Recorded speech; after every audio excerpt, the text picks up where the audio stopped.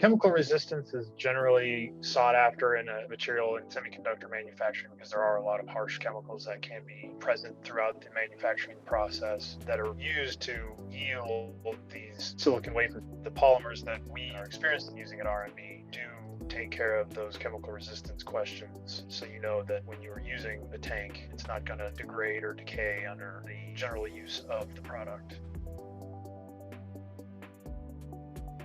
As far as mechanical characteristics is concerned, we want to make sure that when it is being transported or moved or parts are being placed in and pulled out of these containers, that there's no sort of risk of breakage or anything like that where you might put either your equipment or even more personnel in danger. So by using something that is a rotationally molded tank out of a preferred resin for your process, you're going to not only have that corrosion resistance, but you're going to have a mechanical advantage. Generally speaking, a pure resin is going to ensure that you have a known set of mechanical characteristics as far as impact resistance or, say, flexural strength.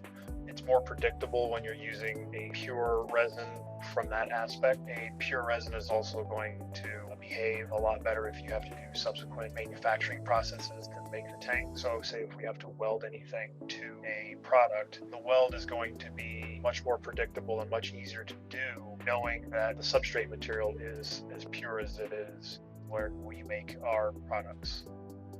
RMB has been working with high purity resins for decades. We use only high purity resins and virgin high purity resins. When we speak about high purity, what we're talking about is there's no foreign matter in there.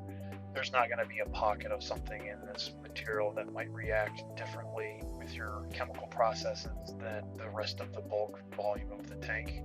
So you're not going to have like one hot spot that burns out and deteriorates and now all of a sudden you have a foreign polymer floating around inside of your processing tanks. In general, when you do regrind or recycle a processed polymer, you will see a degradation or a change in the mechanical properties, or you might even see a change in the chemical resistance. We're talking about millions and millions of dollars of worth of product going through these tanks over and over and over again. You just can't not know.